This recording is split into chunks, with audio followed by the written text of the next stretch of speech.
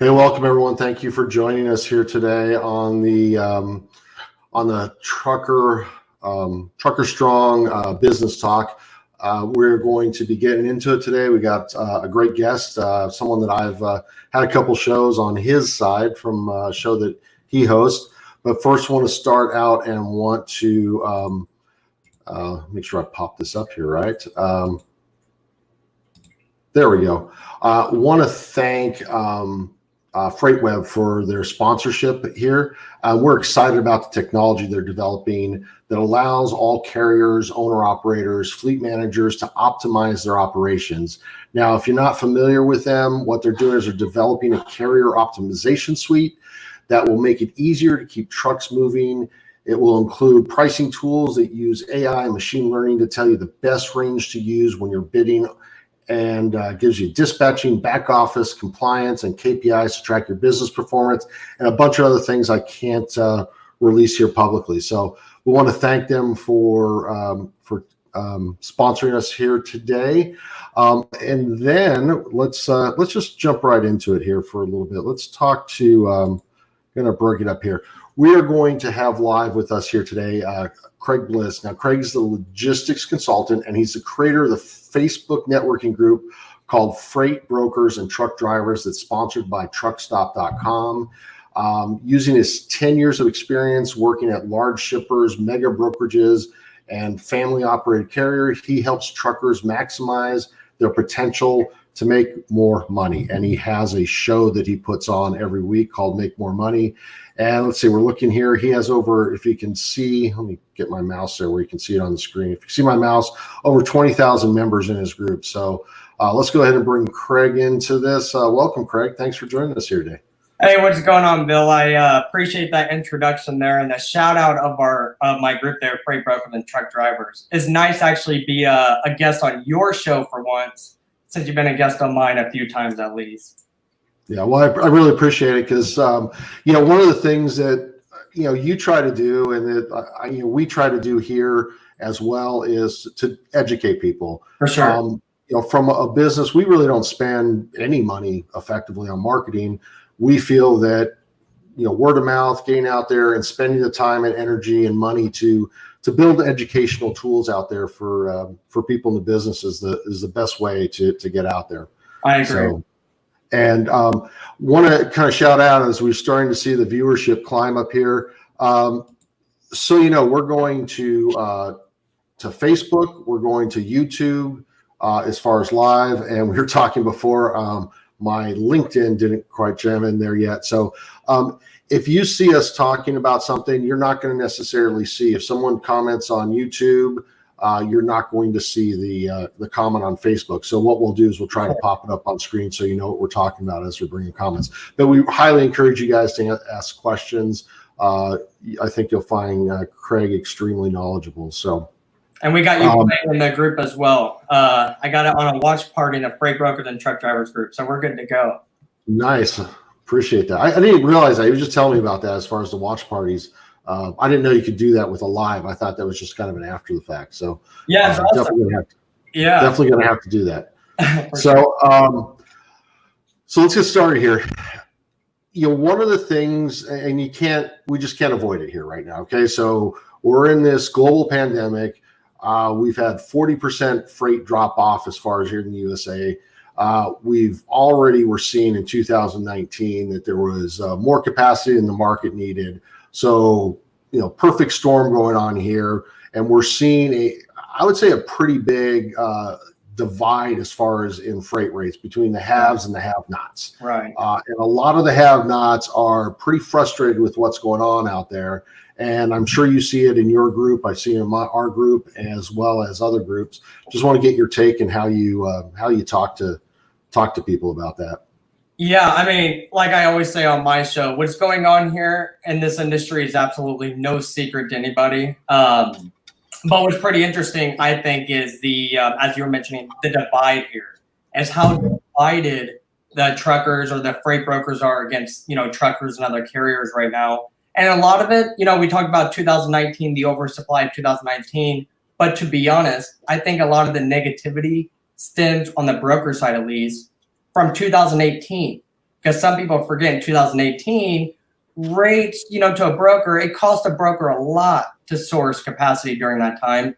And so once 2019 hit, when carriers were not making that much money anymore as they were in 2018, that's when the problems actually started. And so the issues that we started getting in 2020, even before the start of this global pandemic, the issues were already there. And that's why I tell people that a lot of people who are failing now or sadly going out of business due to it, a lot of it because they had issues stemming back from 2019, which was which was due to the fact of the overabundance year of 2018, if you will. So like I said, right now, the biggest part that I see, I'm surprised about, is the divide. Is right now truck drivers do not like brokers. I even talked to some truck drivers, had a relationship with brokers for many years. Now all of a sudden they don't trust them. That I don't agree with too much, but I definitely understand and feel for the frustration of these truck drivers who feel a certain way, against, freight brokers, if you will. Yeah, no, there's definitely, we're seeing it. And, I've always been a supply demand guy. I mean, it's not voodoo economics. It's a thing, people. I mean, it's real out there. And, but for some reason, what was going on here, just, it didn't feel right. And there's a gentleman by the name of John Elliott with Load One. I mean, one of the greats as far as a carrier and broker out there. Yeah, I'm familiar. Yeah.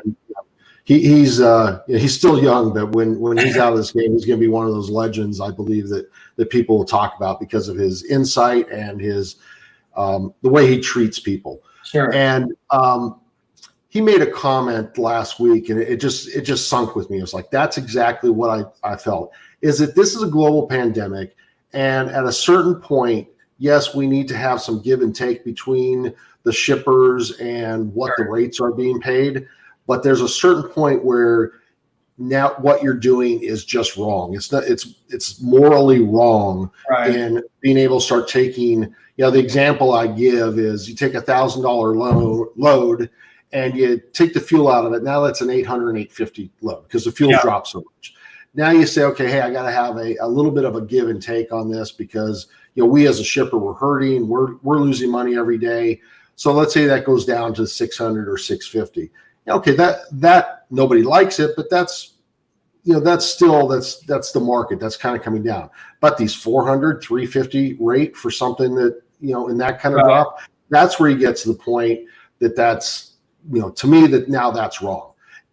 Had, let's say 2018 kept going and where you're talking about, we saw even more capacity come into the market and we got to this kind of position just naturally because of even more so overcapacity, I wouldn't have the same feeling. It'd be, hey, it is what it is. That's what we have. It's a supply and demand market. But this is a little different because of what's going on out there. Yeah. So that really kind of defines the difference. Now, is it illegal? No, they're not doing anything illegal as far as this. And this collusion talk, I mean, that's garbage, right? But it's that, hey, listen, let's take a step back and let's try to keep everything fair. And that, to me, that's also on the flip side of it. It's, going and saying, hey, when this is all over and all these carriers have been, not all over, but when we start to climb out of it and these carriers have gone under because of these rates and what's going on, now I can demand $7 per mile. That to me, that's just as scummy as the guy who's going to drive the rates down to under $1 a mile, 85 cents a mile. I mean, it's a two-way street, folks. Yeah, and when you talk about a supply and demand, anybody who works, which is the majority of people in the Facebook group, anybody who works off the spot market, they should really understand the supply and demand because you are exactly right. What we're dealing with now is in some part starts with this supply and demand issue because, again, going back to the oversaturation of trucks in 2019 was a cause because everybody and their brother in 2018 bought a truck. So with this pandemic or not, I believe this year or maybe even next year, we would have started seeing leveling off of companies, if you will, where the overcapacity would start getting back to a more manageable level here. But going back to market rates, the reason why I'm glad you brought that up, because right now during a pandemic, I can agree that the brokers are not all entirely wrong, or the shippers are not entirely wrong, because in a global pandemic, when nothing is shipping, you have to start referring back to the supply and demand, because you are working off the spot market. I know a lot of people don't realize that when they log into truckstop.com or other load boards out there in the market. But as it turns out, if you log into those boards and take all your freight off those boards, you are working off the spot market. Therefore, you must understand market conditions affect market rates. Yeah, I'm glad you brought that up, because part of my comment to people when they're complaining so much is, go get your own freight. Yeah. Go get that direct freight. And I don't think a small carrier is going to be able to avoid brokers. Right. It's going to be difficult for everybody to be able to find that return load that is a direct account. Right. Maybe they can. That's great, but you're going to need to work with brokers as far as to bring the truck back to where your direct freight is. Right. So, one guy brought up, I remember saying, I love that stole from me. He was talking about, I figure they're stealing about $70,000 a year. And the question came up is, when is it, whether that's right or wrong, right, in your mind, you think that this much money is being left on the table. When do you say, hey, that's painful enough that this hard job of going out and finding freight is, that's enough money that makes me want to actually do that work? Right. What do you see that as far as, anybody that you've talked to in your groups that have direct accounts, and what drove them to do it other than, they just know they need to? So a great example of that, well, of course, the end goal is always direct shipper freight. But I always say, there's some good brokers in between there that work like shippers sometimes. But a great example would be a guy named Corey. He's a member of our group. He has a trucking company down in Louisiana, as well as a freight agency division of his trucking company. And when he started that freight agency, that was his goal. If he was going out to find shippers himself for his freight agency, he was going to do the same thing for his trucks. And one thing that he mentioned not too long ago was his direct shippers bring him away from home. His brokers and load boards bring him back to home. And exactly what you said, take freight that, use the load board freight to bring you right back to your direct shippers. Because if you do it that way, well, if you get low rates on a load board, it's almost expected. You're not relying on it. You're going after those, direct freight customers. And to your point about, the margins and all that, about the cost of actually obtaining these shippers, one thing that a lot of truck drivers don't know is there's a lot of money spent by brokerages on training agents and training freight agents on how to approach shippers. I mean, if a good sales rep at a brokerage is easy, $100,000 a year salary, plus the ping pong table, of course, just to go out and close deals on shippers, because it's not as easy as everybody, thinks it is. Now, that being said, I don't agree brokers should take 65% of the line haul or their margin, which is, a little bit different than profit, or really different than profit. But I do agree, they could take a more reasonable amount, but that reasonable amount is left to be defined by who's defining as reasonable. And that's where the disconnect is. Because if a broker takes more than 1% of the load, people get angry. But it costs, it costs to do it. Well, it's interesting. And we, you have, definitely great comment, Lauren. Can't forget the free beer. Every Friday, Lauren, if you worked at a mega brokerage in Chicago, you know exactly what I'm talking about. You know what? Friday. Coyote had that top floor up there, so. Same. The other mega near Coyote there in downtown Chicago, same thing. It's you close a blind on Friday, you start drinking, it's what you do. That's exactly what they do. But that's people who can close freight because it's challenging, so they try to throw perks. I'm not justifying it one way or another, so please don't take me there. I'm just merely telling you how it is, really. Hey, let's say it's not just about the freight brokers, because at FTF we always had Fireball Fridays. So, there's someone that's commenting that was the instigator of that every week, dropping the shots of Fireball on everybody's desk as they go through. But I'm drunk, so people want to talk about the the volume or as far as where the margins are. And the best way to get a dose of reality is go look at the filings of publicly traded brokerages. Yeah. And like C.H. Robinson, their margin has never really been much above 15%, Right. but their profit margin, that's the one you really look at, down at the, 3%, 2% level. Yeah. So you want to talk about what it costs to operate a brokerage. That's where you get that, you're looking at that. If they were not at 15%, if they're down at the 10% that people want to talk about, right. Okay, yeah, they're going to have to give up the, maybe the beer on Fridays, but that's not going to make up that difference there. That's not as expensive one. So they're not out there. The other thing that's interesting, did you see that TQL, RateCon, and BOL that was going around from May 2019? Yeah.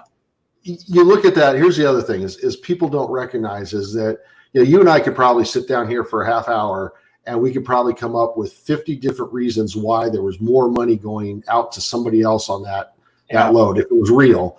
But if there's more money going out on that load, then it's just going straight to the broker. Yeah, exactly, Stephen. Hey, thanks for showing up, man. Appreciate you being here. Stephen Oley, I see him popping up there. One thing that he always mentions, talking about the high volume brokerages, if you will, or the bigger guys like CH, Coyote, whomever. Like Stephen Oley does, in his brokerage, it's all about the volume. That's how I work, when I was an agent. It's low margin, high volume, because that's the goal. That being said, I find it humorous in a way when I see truck drivers post in my group, Freight Brokers and Truck Drivers, they say brokers should get about $50 per load. I can guarantee one thing. I will not answer this phone at 2 a.m. on a load for $50. The driver's not going to get support from me for $50. And it's not being mean. I have only $50 on the load. Right. Yeah. That's where some people don't think logically, but I think if you educate them, they will start seeing, okay, well, maybe not $50, but not excessive amounts, which I can agree on. But again, that's left for who's defining excessive. Who's defining it. And it's one of those things that people want to see everything about it. And you're never going to be able, because there's so many variables that unfortunately people on the carrier side have not taken the time to educate themselves on what's happening in their industry. If they really understood, I mean, my brokerage experience was, I never really wanted to have a brokerage, but there were a couple areas where we were pulled into it through some partnerships. So was able to see much more on the inside, but already knew a lot more before we went into that. And, take a guy who's moving freight out of Florida for a non-produce shipper that wants to, and the shipper says, hey, I just want one rate. I don't want this, spike during produce. So, they're gonna lose their shirt during produce season on those loads if you just look at it on a load-to-load basis. But they've got to get 25, 30% margin the rest of the year in order to just break, to make a decent margin across the board. But of course, a truck driver is going to see that rate in January, and automatically they're being, there's money's being stolen. They don't understand. Right. And now going back to talk about the profit margin there, kind of keeping it simple there. On a $1,000 load, 10%, let's say around $100. What a lot of people don't realize in a brokerage, you do have a cost per load basis, and a lot of that is about $100, depending on if you're moving van, flatbed.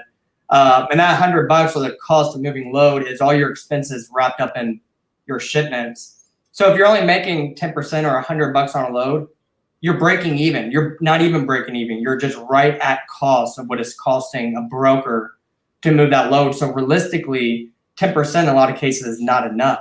And like you were saying, CH does 15%. My target market as a broker, working in brokerages for about 10 years, has always been 15%.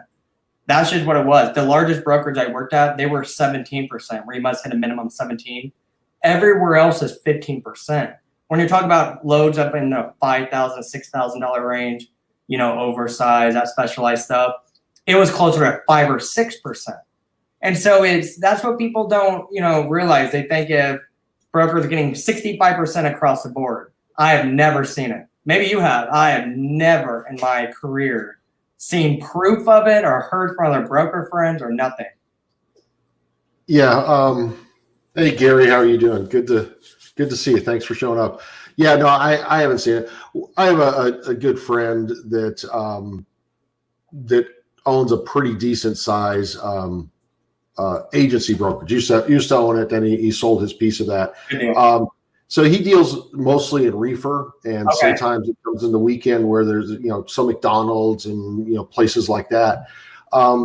He has a deal, and he goes in when he meets with his clients. He opens his books up and says, "Hey, you know what? It's 18% is the max I'm going to charge you as far as what we're going to see as far as on this margin."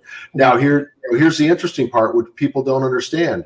So at his 18%, he's covering all his costs on that, his office staff, everything that goes with that. Sure.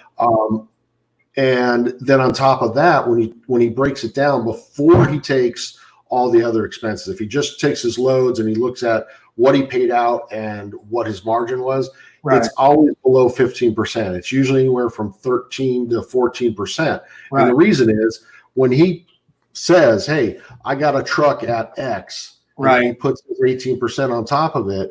When the truck falls off and he's got to recover, he's not going back and saying, "Hey, this truck fell off and now I had to get an extra 1,000 to get somebody to cover it." No, he has to eat that, and that's the expectation that the shippers have with the with the brokers out there.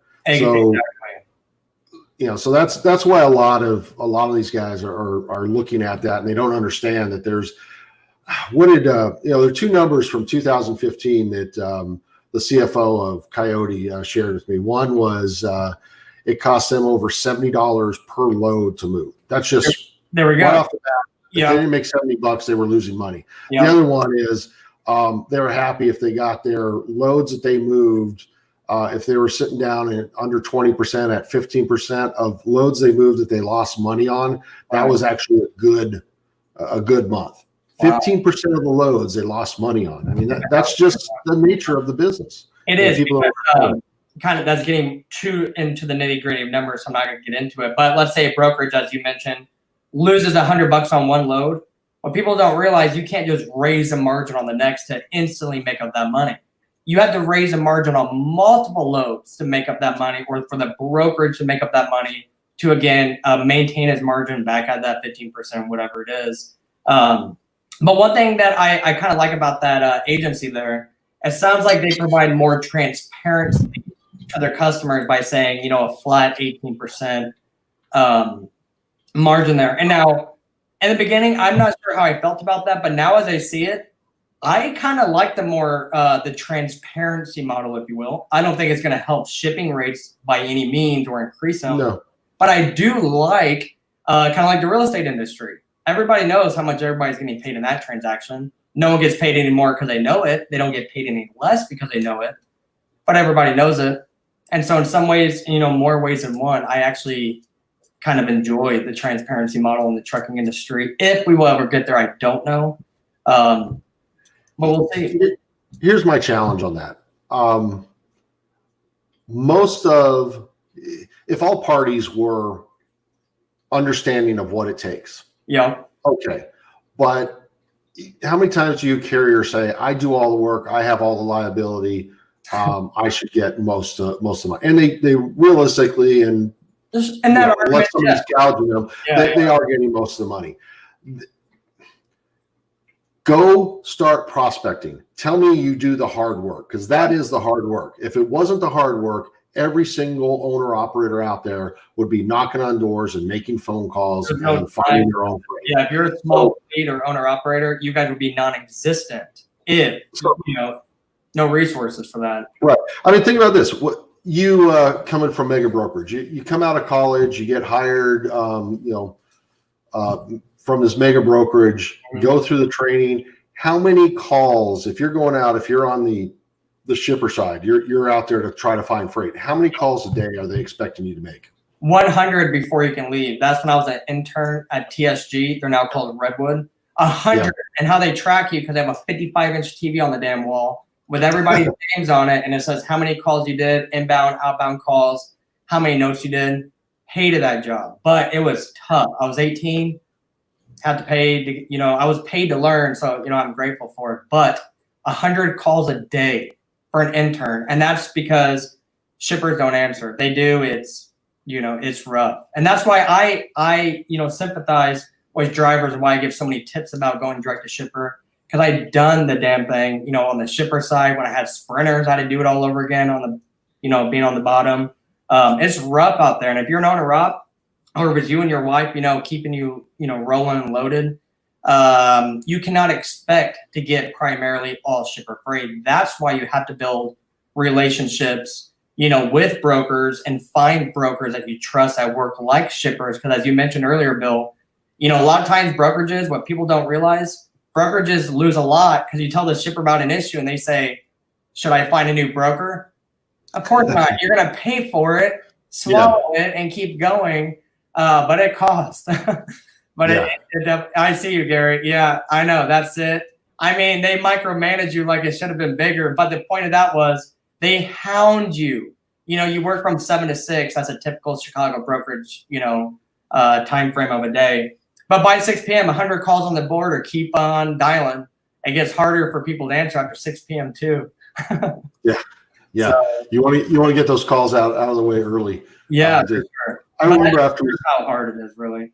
I remember after we sold our company, the partnership that bought us had a brokerage, so our offices commingled there.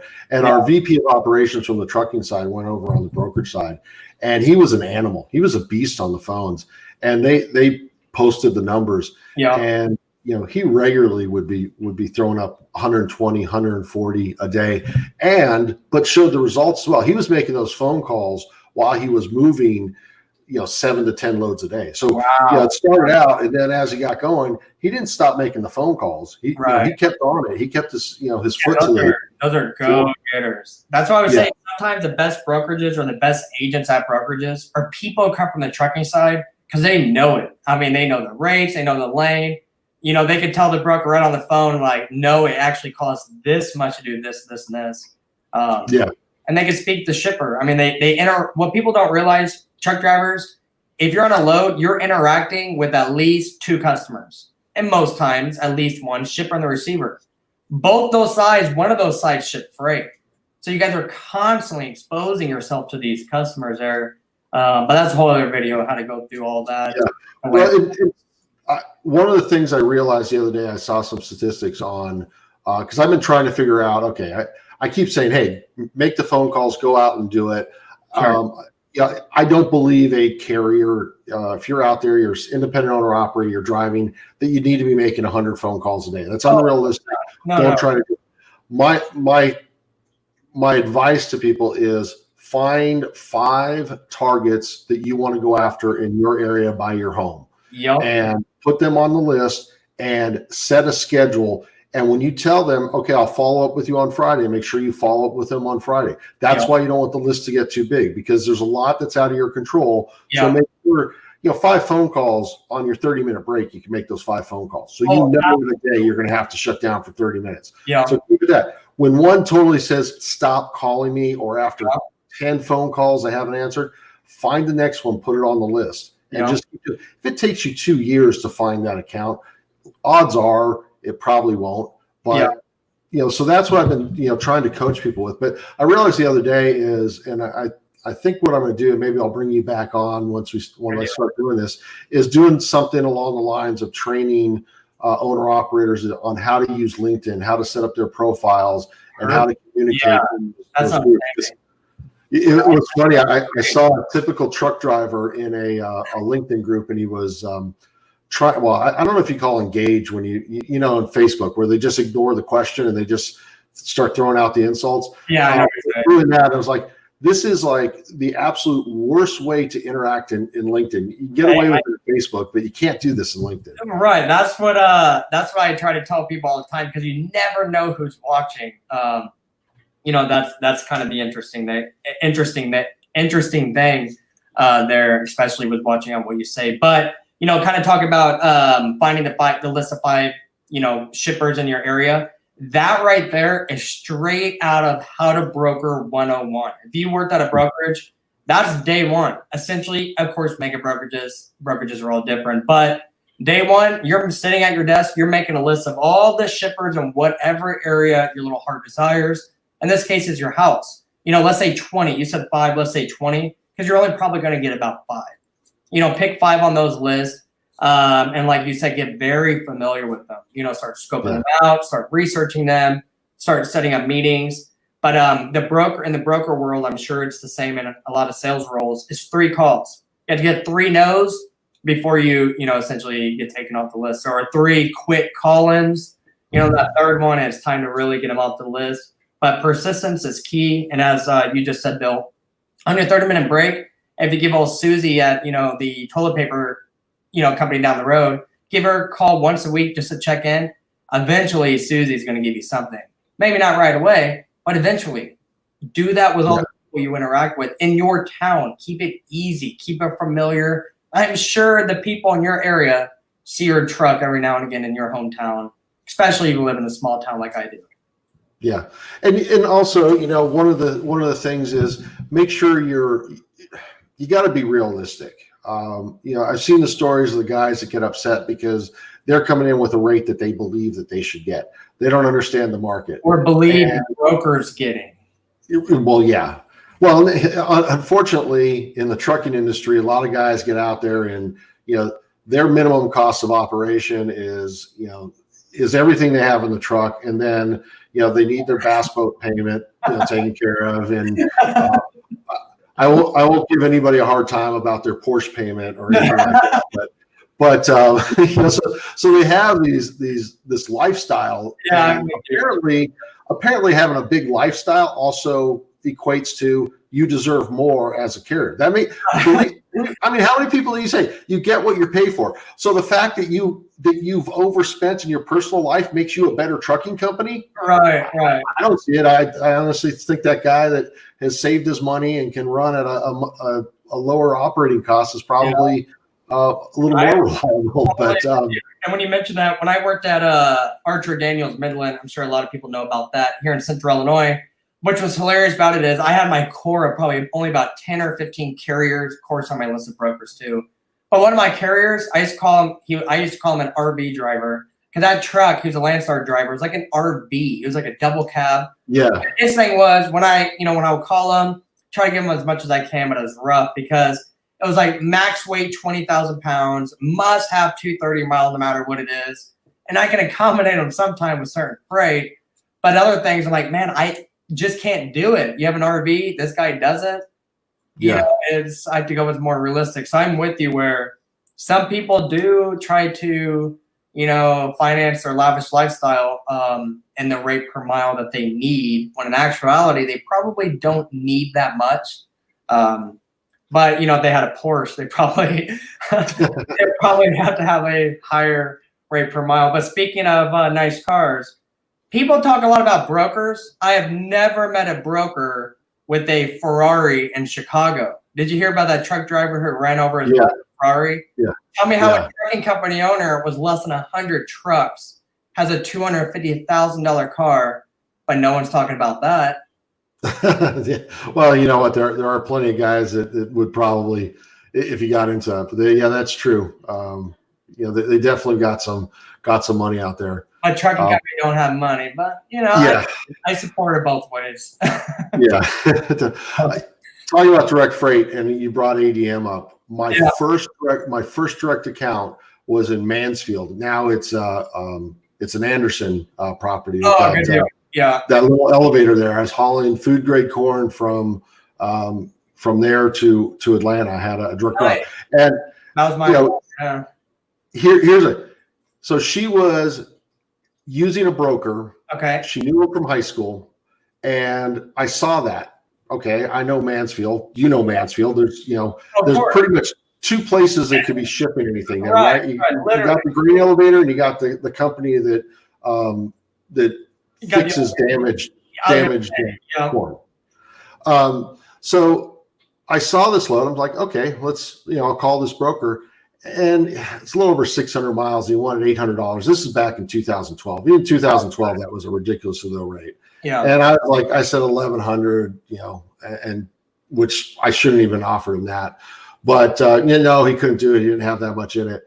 So I figured, you know what? I'm home. Hop in the car. Drive out to Mansfield. Drive up. Say, hey, do you have a load that you try to send down to Atlanta? And she was like, yeah. I said, well, I'm here, here's where the farm is here, kind of did the, the local type of, and she says, well, I got it once a month. She says, I usually use a broker, but I pay him $1,800. I'm like, I said, well, he just offered me 800. Yeah. And I told him, and I said, I could do it for 1,100. And I regretted that. He says, he just called me back and said he needed about 2,100 to move that load. She said, you want it for 1,800? It's yours. Done. I got 4 of them next week. No, she only shipped like one every 3 weeks, but she gave me like 10 days notice. Wow. And if I delivered anything by a Thursday and I emailed over the rate confirmation, because it was so close, the check was usually at the house by Friday. You cannot beat that. That's a quick pay of a factoring company. Look at that. Yeah. So, to be able to, get almost $3 a mile. And then there was lots of other business. And then obviously Anderson bought them. And even with the relationships I had there, it was difficult to work with them. But that's, your town, you see the freight that's going. I mean, I had one right inside my town. I could never get it away from the broker, but because I knew the people in town, they would call me up and say, hey, we're going to have this load. And the broker knew that, I was going to tell them what the rates were. So I wasn't getting, I don't mind that he's doing his job. But I could park the truck there Friday night, pick it or drop the trailer Friday night. They'd call me Monday morning and saying, hey, trailer's loaded. Come pick it up. So I mean, you may not get away from brokers sometimes, but you can develop relationships to where you can get preferential treatment and you can make a decent living with even with broker trade. Now, some of these shippers, people have to remind themselves. A lot of these shippers, especially when you talk about a billion-dollar company such as ADM, Archer Daniels Midland, they have multiple logistics and trucking companies within their divisions. That's how it works, and so. That's why I say sometimes getting in with a broker is just as good, if not better, than going direct to shipper. So do not get discouraged if you don't get, the relationship directly with a shipper. And one more thing about that, your local customers.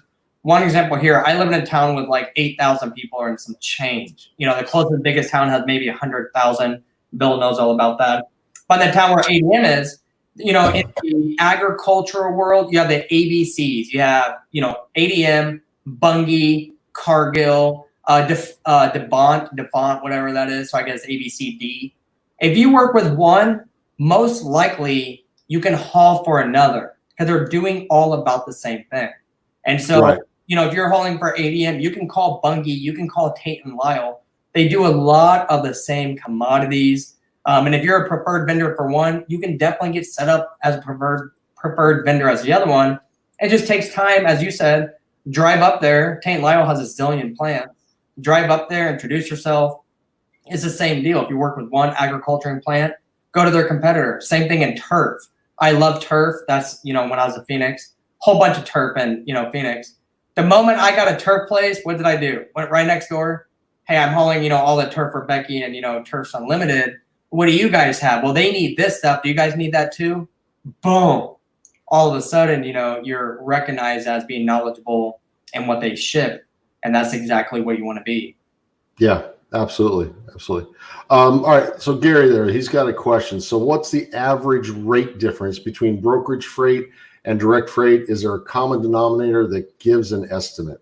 15. If he's asking about the margin, what's the average rate difference? So it's kind of like this, just a very general, if you're asking me, a very general way of doing it. If I worked on a mega brokerage, like a lot of y'all, use, that's why I'm referring a lot to the megas there. If you call them, if a customer calls a mega brokerage and asks for a quote, and they get a quote from a driver around $1,000, that brokerage is going to tell this customer it's $1,000 plus 15%, whatever that is, and that's probably what it's going to be. Of course, that margin can be a lot higher, but as Bill and I discussed, it's usually around that 15% mark. Yeah. So. Here's also the other piece that is different when we talk about direct freight versus what's coming as far as on brokers. It's very hard to just make a blanket statement across it because, take a look at here in Chattanooga, Covenant Transport or US Express. They can come in to DuPont and drop 2,500 trailers. Right. Who else can do? Right. They can get preloaded. They can, have, everything. They can provide teams. They can do those things. So they're not just paying they're just not paying, okay, but with the standard line haul, they're paying a premium for a level of service that as an individual carrier, you're not going to be able to provide. So comparing that. So when, let's say DuPont goes to, the broker and says, hey, I got this load, all my dedicated account or carriers, refused it. Can you get covered? What can you cover for?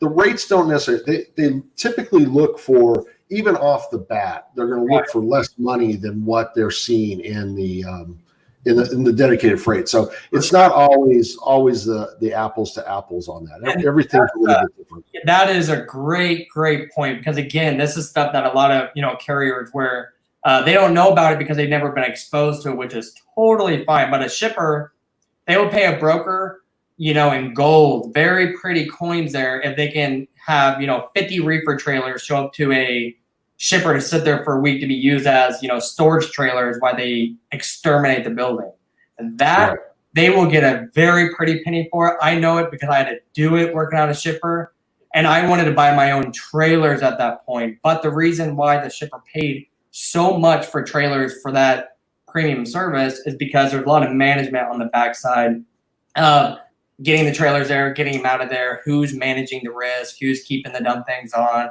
who's calculating, taking temperatures of the food all day. That's the only reason why the broker gets premium in those cases.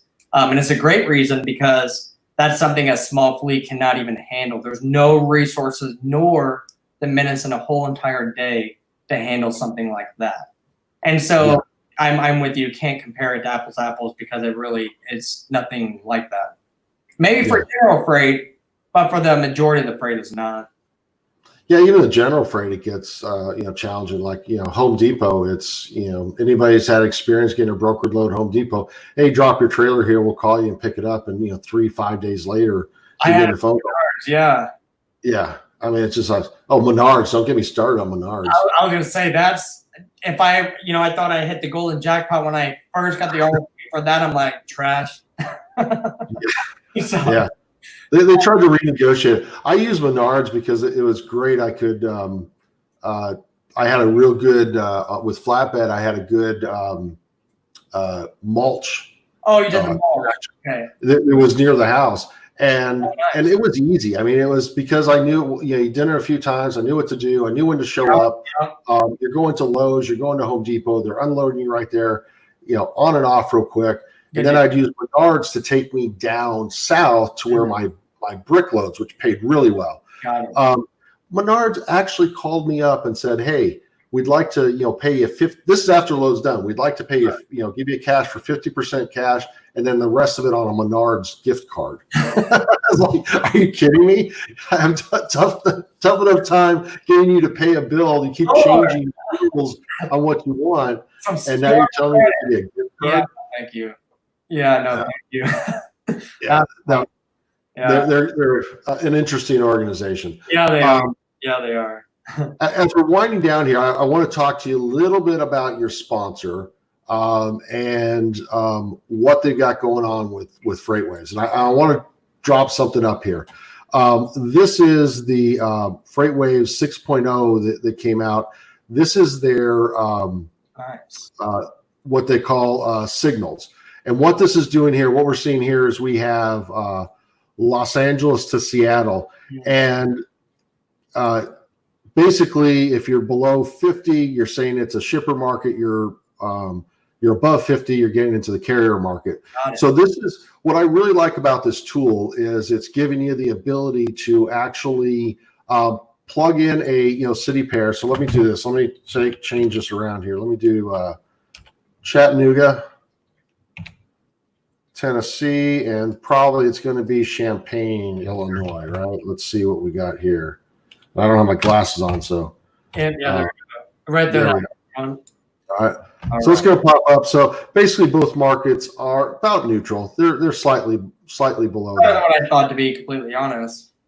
Yeah, not too bad. I mean, so why I like this is, let's face it, the back when I started, book your own freight, debacle type of thing. People cursed me for starting that trend. Yeah. There was enough information out there, and there was enough parity with brokers to develop relationships that you could actually beat the contract rate markets consistently. And we did it. We showed the numbers. We did really well with that.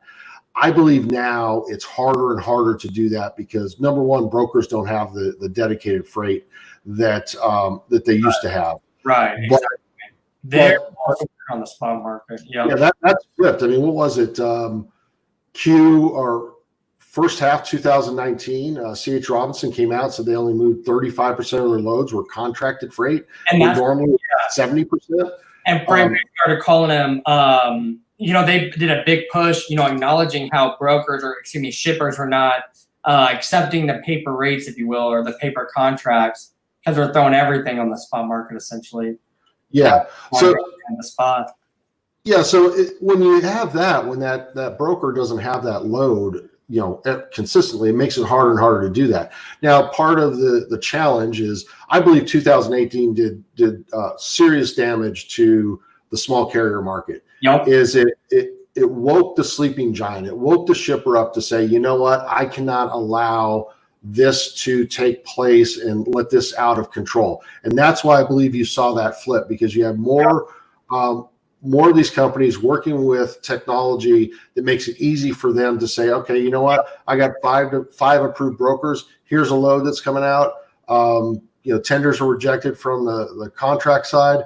Let me put it out there and see what kind of rate I can get. Right, exactly. Even brokers that have a contract that are on that pricing, they're having to bid on freight that they got a contract for.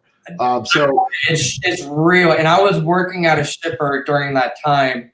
I don't talk much, I talk about that much, but I'm going to be honest. We were not the only shipper huddling with other shippers, figuring out how to combat the $5 per mile freight out of Atlanta in some cases on non-produce crap. It was horrible. Yeah. And so it's, at that time, people did talk about how to better combat that, because a large part of 2018, I could pull up old emails from, pricing managers, different bosses, whatever, saying pay it. And then towards the end of 2018, it was hold the freight on the dock. And because they weren't, dealing with it there. I see Gary's comment there. Yeah, no. So try to read that. So larger companies kind of mess up the market share value based on availability of trucks and docks. I guess that's one way to look at it, Gary. I don't necessarily say they mess it up. It's a different market. Yeah. Does Nordstrom's mess up the market for Walmart and vice versa? No. Yeah. So I think sometimes you have to just take a look and you have to say, hey, what am I going after? As far as from the market standpoint, right. With that.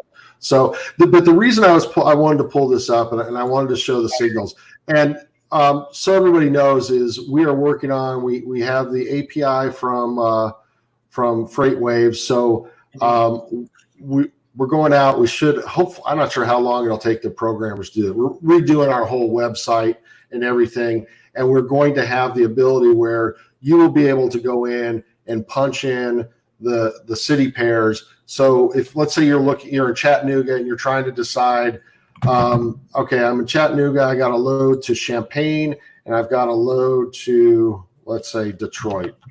You can make which one's it going to, so right now you're going to say, Champaign's going to have a little more, it's going to be a little more in the favor of the shipper or of the carrier than something going to Detroit. So it gives you a little bit of intelligence. So we're going to have that as far as on our site. But I wanted to bring you on, Craig, to talk about because this kind of came out at the same time as we're looking at as far as the partnership. Let's get to a little larger there. We don't need that. There we go. Partnership with truckstop.com and FreightWeb. So maybe tell us a little bit about what's going on there. Yeah, that was I guess been a few weeks, a couple weeks from that. I actually briefly talked about it a little bit on my show, but because I am a paying FreightWave Sonar subscriber, proud user of the system that I often bring up on my show. But what's exciting about it is truckstop.com and FreightWaves, of course, they partnered. So now truckstop.com is sharing their rate assessments with I believe about 100 different lane pairs, with the most 100 largest truckload pairs and the dry van, reefer, flatbed divisions.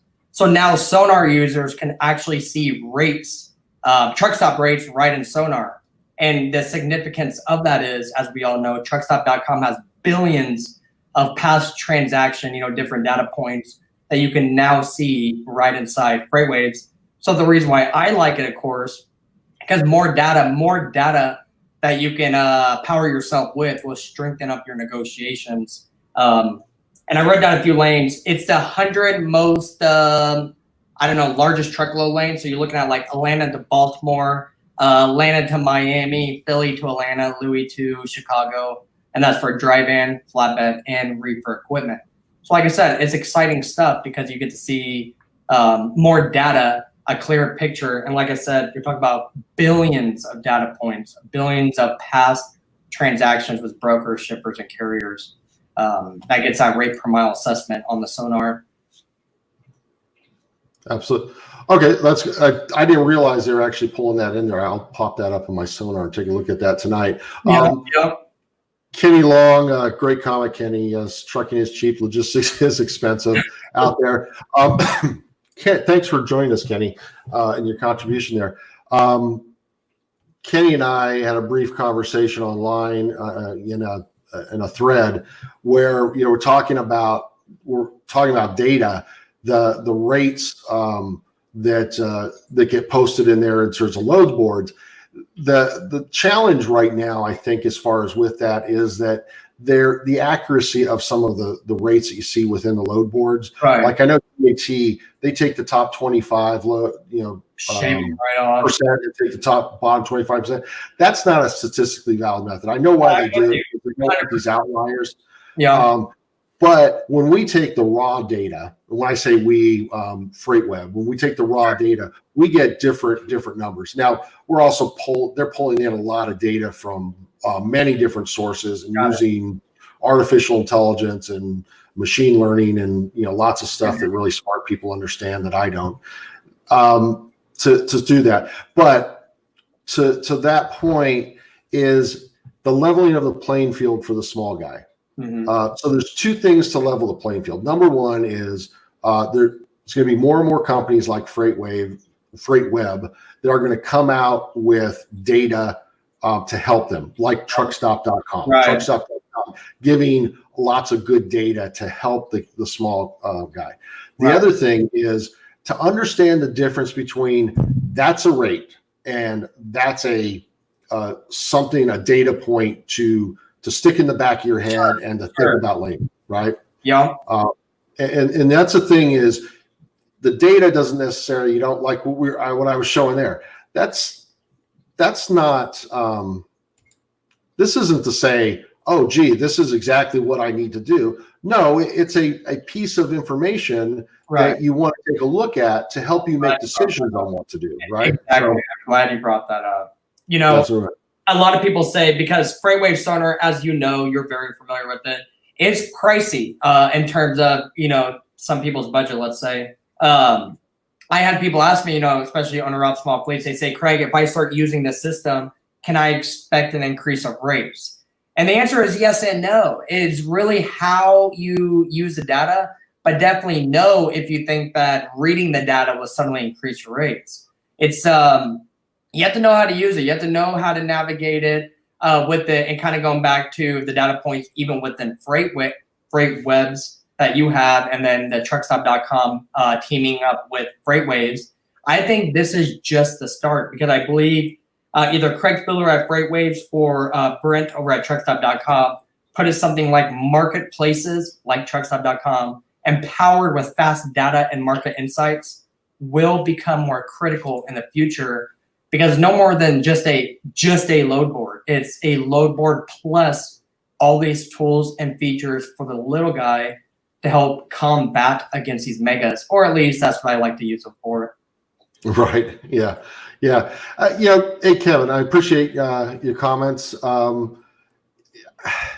I think I don't know that I 100% agree with that. And that comment, I think, with what we're talking about here is poignant. The small carrier who decides that they want to be educated and they want to look at the various markets gives themselves a massive edge. Remember, and I wish I had a way to draw something out here to show you.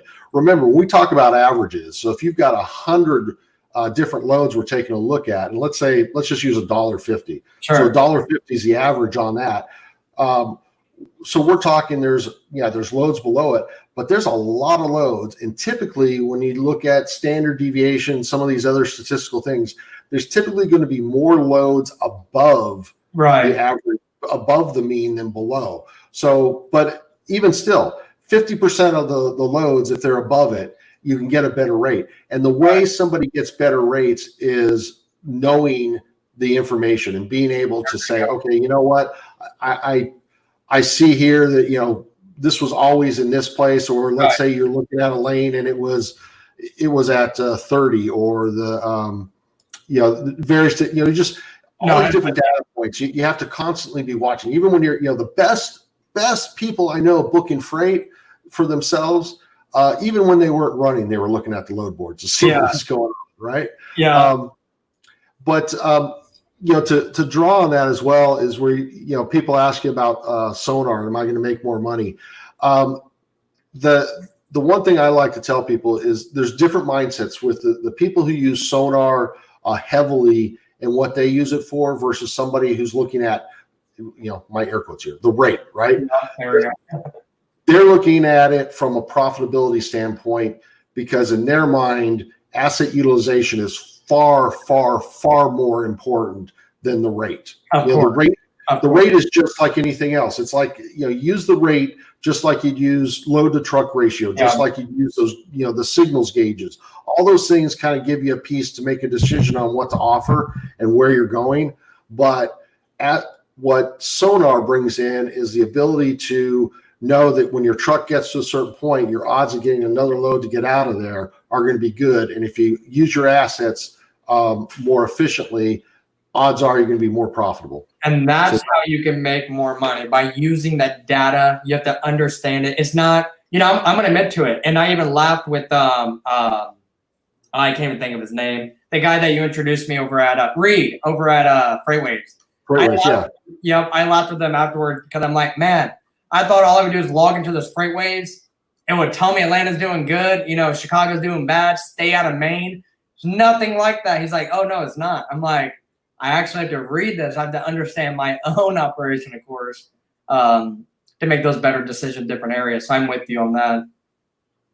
Yeah, definitely. So, hey, one thing, I'll let you, when I'm done here, comment on what Kevin has to say there. But just so you know, as far as a disclosure bit, my son's the developer on the sonar. So all the pretty stuff you see, he's the one that does that. Oh, good job.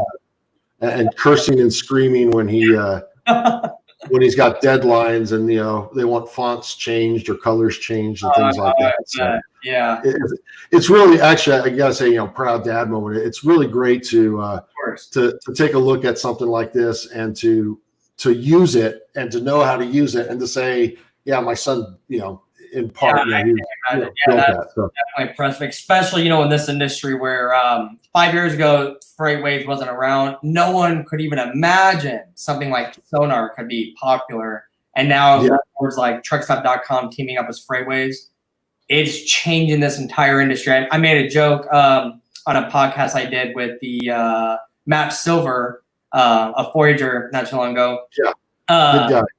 We set up his authority. Oh, did you really? Over there? Yeah, he's one of our clients. Yeah, I made the joke that saying, back when I started in logistics, freight tech was macro point.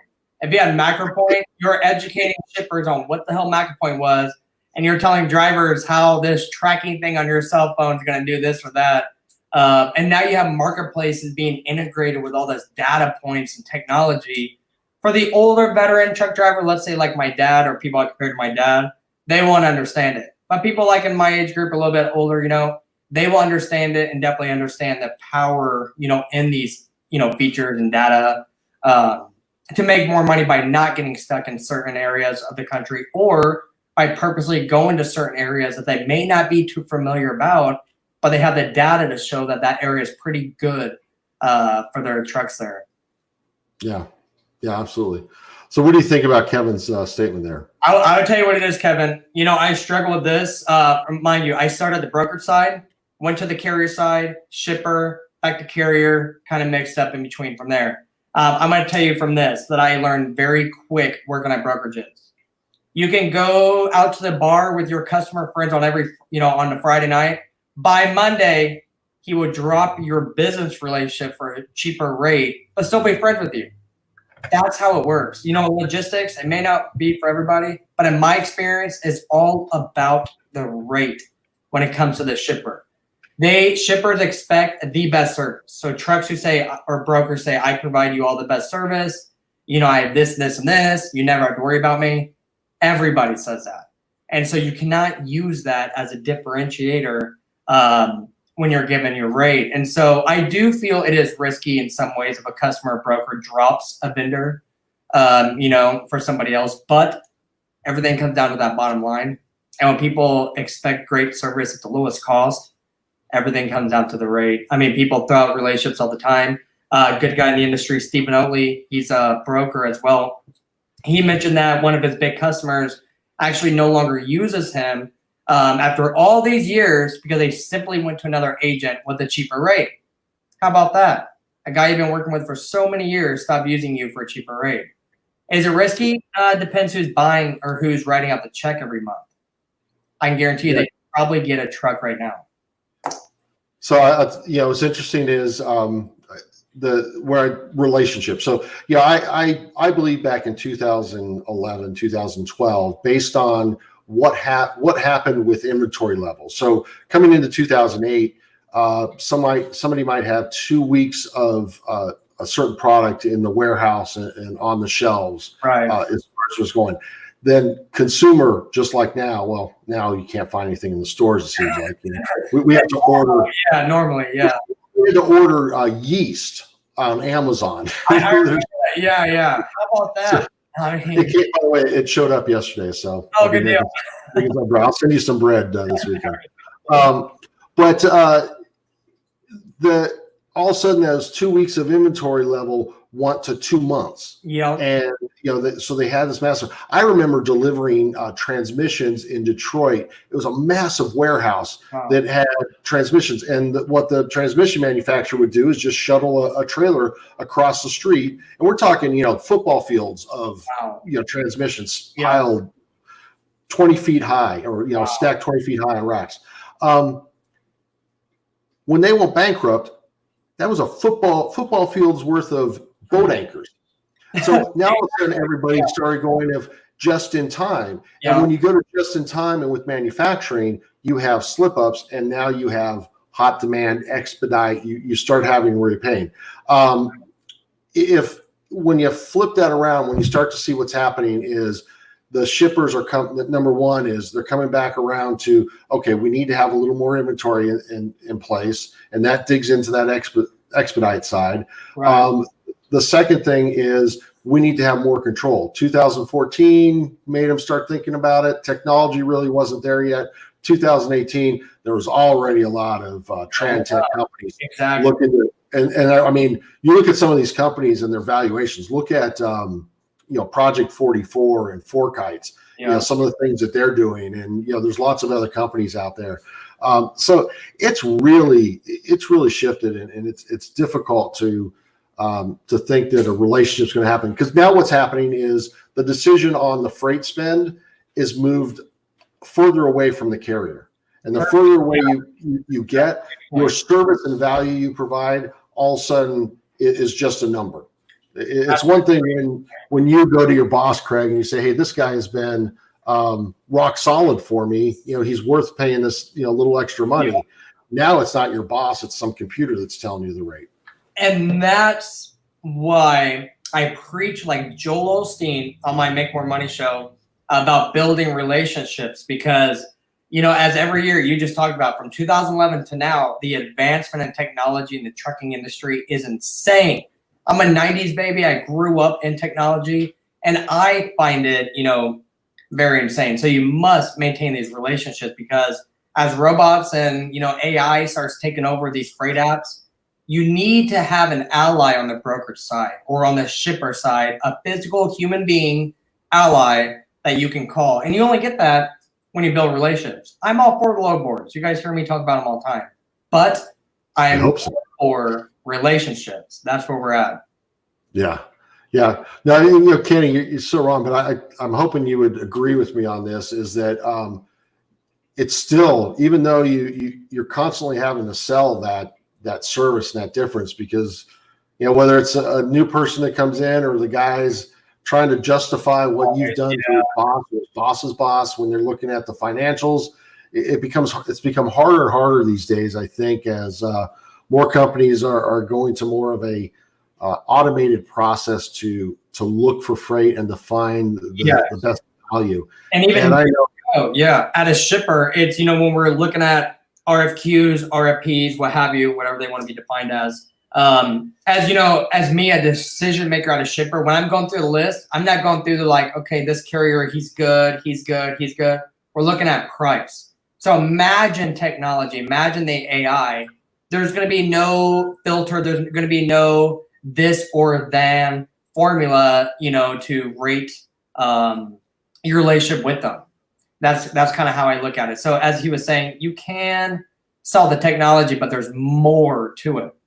Yeah. And I'll say this, as far as, you know, I see a lot of Kenny's drivers that have done this, and I'm not sure to what extent that's Kenny's driving and doing, but the specialization comes in when you start offering, you know, we start getting into the blanket wrap services, there's, you know, everybody knows George Heck out there. You know, the late George Heck used to say, what's a broker? But he moved. I met him for the first time. He was delivering a piece of art, or picking up a piece of artwork, a big sculpture, downtown Chattanooga. So it's getting into, it's finding different niches that you can get into that can also help you differentiate that. Yep. Niches make you riches. And that's what it is. I wasn't aware that Kenny Long, of course, I followed his group the last 5 years or so. I wasn't aware that he did more of that specialized freight, because, you know, no secret, I used to do a lot of easy peasy dry van general freight. I knew where the money was at in that specialized freight. Just as a broker, I didn't want to deal with it. But the truck drivers I see on Facebook who handle that more specialized freight, they're the ones who normally not complaining about the rates I see. Yeah. And I'm going to, you know, for both you and Kenny, and you know, a shout out to both the way you guys operate.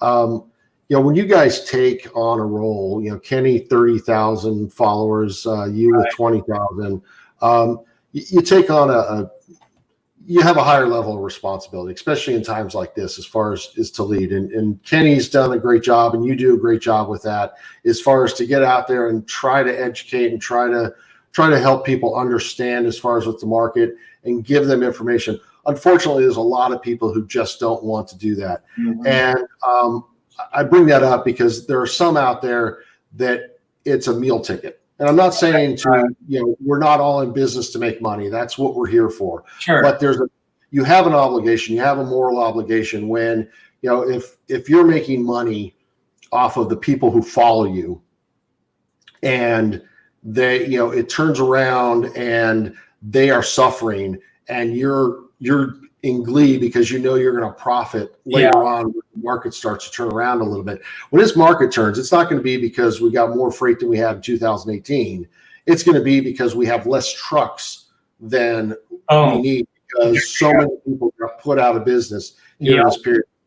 So, you know, that's something that afterwards as well is going to be the effects of that shutdown, people going out of business. So I definitely appreciate the kind word you said about, you know, Kenny and I. And, you know, I never met him personally, but when I started my group about 4 years ago, simply because I was kicked out of that rate per mile group, But when I made my group, I actually reached out to Kenny. I had probably like 500 people in my group. I'm like, hey, Kenny, can you tag my group to your group and vice versa? You know, we can do vice versa. Because I was watching him on YouTube before I was even, you know, into these freight groups as much as I am now. But I obviously still worked in the industry. I just wasn't on Facebook talking about it, you know, like I do now. So I do agree. I believe Facebook admins or, you know, I don't know what you call us, Facebook trucking people, however. I do believe there is a certain amount of responsibility in the industry to do what's right and to speak out against when other people in the industry are treated poorly by other people in the industry, potentially. I think if you have a platform such as this, or especially Kenny's group, which is much more than 30 people, 30,000 people in one of his groups alone, I think it's your obligation almost to help people when you can, or where you can fit in. I know I use my group to do just that, mainly helping the little guy and going after the big brokers, but I'm with you. I think there is a certain responsibility there. Yeah, and yeah, so yeah, it's great as far as what people are doing, and there's more. Cassandra Gaines is transportation attorney. We have a couple mutual clients, and she has become huge on LinkedIn, especially. You start to see. Although I'm looking at, we've got over 2,500 people live right now. So nice. I don't know. Can you see the numbers on top there? Right? No, I don't see Cassandra. I mean, Cassandra. I don't see the numbers. But one thing I want to mention about Cassandra, do you know why I like Cassandra Gaines? I only know, of course, from being a member of my group, Freight Broker Truck Drivers, but also LinkedIn. I like her because she says whatever is on her mind. And let me tell you, I have been fired from jobs here in logistics for saying what I want to say on Facebook. I mention that someday when I call that broker job. But I was fired for saying something on Facebook that they didn't like. But then you see old Cassandra, she opens up her camera and she goes at it. And I like that because there's certain ways to do it. You know, she does it the right way where it's all factual, no emotions. I really like that about her. So. Yeah. No, she's you know, no holds bar. She's the becoming the Gary V of the logistics. A good way of putting it. Yeah, a good way of putting it. I'm trying to do a video with her, but she's a busy woman there, as you can imagine. Yeah, I mean, she's now at, you know, five shows a week. I don't know when she works. You know, honestly. I lived in well, actually, my house in Scottsdale was right across the street from FreightWeb's. Not even exaggerating. That's what's crazy. Oh, really? So you were right over there by all the car dealerships? Yep, that's where I got my car, and then next to the Starbucks right there. But Cassandra's over there too, and she's that busy where she doesn't have, you know, the few minutes in between to jump on a video. But yeah, she's over there too, right next door to FreightWaves. FreightWeb, not FreightWaves, but next door to FreightWeb there. So good stuff. She's good people there. Yep. So actually, I want to toss this one up here. Let me tell you this, Gary, and we were saying this before the show in the green room, right? Yeah. We were talking about this. We help people as far as with authorities, and last month we did more authorities than we did in January, and we're on pace pretty close to beat last month's numbers. Now, that includes with a lot of people I talk out of it right now, but a vast majority of the people who are getting their authority, they have an account already, so they already know that they got the freight, at least for the meantime, and or they have a relationship. They're booking their own freight right now. They're in one of these 90-10 relationships with a broker, paying all their own expenses. They're booking their freight right now, and they have a relationship, and they've already lined it up with the broker to say, yeah, we'll work with you when you first get started. So they're looking at saying, oh, even if I've got 5% additional costs in here, I'm going to make a little more money. So right now, when it's tight, they're looking to be able to jump out. So it's I like to share that stuff because, you know, two things that it's not all doom and gloom. There's ways around it. Right. Most wealth is built in down markets. There we go. Right. You know, so that's when it's built.